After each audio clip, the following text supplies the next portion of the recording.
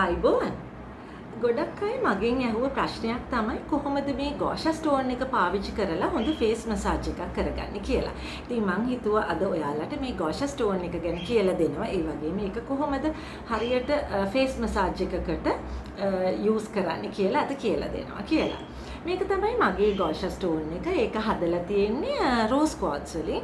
ඒ වගේම ඔයාලා දැකලා ඇති කොළ පාට ජේඩ්, ඒ කියන්නේ ජේඩ් ස්ටෝන් එකෙන් හදපු ගෝෂා ස්ටෝන්ස් තියෙනවා. ඉතින් මේ රෝස් ක්වාර්ට්ස් එහෙම නැත්නම් ජේඩ් වලින් හදපු ගෝෂා ස්ටෝන් එකක් තමයි ඔයාලා පාවිච්චි කරන්න ඕනේ ෆේස් මසාජ් එකට. මොකද වෙළඳ පොලේ නොයෙකුත් වර්ගයේ ප්ලාස්ටික් වලින් හදපු ඒවා තියෙනවා, රෙසින් වලින් හදපු ඒවා තියෙනවා. නමුත් මේ වගේ නැචරල් ස්ටෝන් එකකින් හදපු ගෝෂා ස්ටෝන් එකක් වගේ ඒවා වල ප්‍රතිඵල එච්චරම හොඳින් ලැබෙන්නේ නැහැ.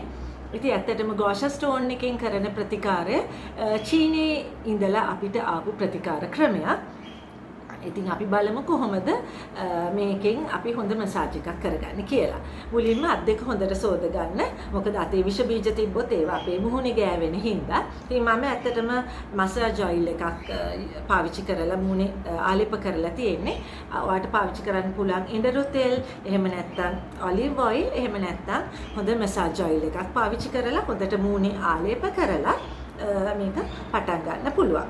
මුලින්ම අපි අපේ වසා පද්ධතිය ඇක්ටිවේට් කරගන්න ඕනේ. ඉතින් මෙහෙම පොඩ්ඩක් මසාජ් කරලා වසා පද්ධතිය උත්තේජනය කරගන්න ඕනේ.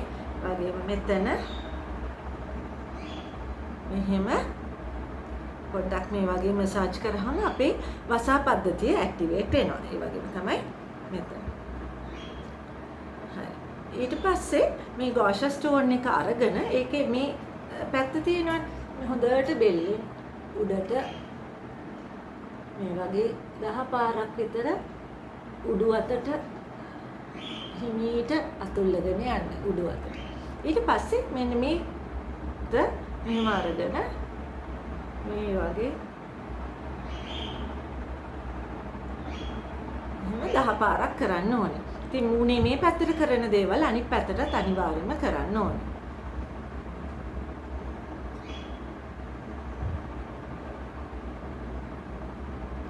වගේ 10 පාරක්. ඊට පස්සේ ආයේ මේ පැත්ත අරගෙන මෙහෙම උඩු අතට හිමීට වැඩි තද කරන්නේ නැතුව අතුල්ලගෙන යන්න. ඒ 10 පාරක් විතර. ඊපස්සේ මේ පැත්තට ඒ වගේම මෙහෙම හිමීට ග්ලයිඩ් කරන්න. ඊට පස්සේ මේ ලාෆ් ලයින් එක තියෙනවනේ මෙතන ඒක අඩු කර ගන්න ක්‍රමයක්. මෙහෙම කළා මෙහෙම ගෙනියන්න. ඒ වගේම මේ පැත්තටත් ඒකම කරන්න පුළුවන්.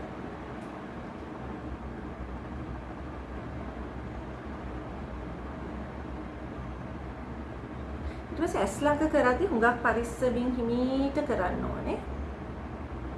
මේ වගේ උඩට ගෙනියන්න. ඒ වගේම මේ පැත්ත මෙහෙම අර හිමීට උඩු අතට. ඊට පස්සේ ඇස් දෙක හිමීට මෙහෙම උස්සලා මේ වගේ හිමීට ග්ලයිඩ් කරන්න. ඒ වගේම මේ පැත්තට 10 පාරක් විතර හිමීට කරන්න ඕනේ.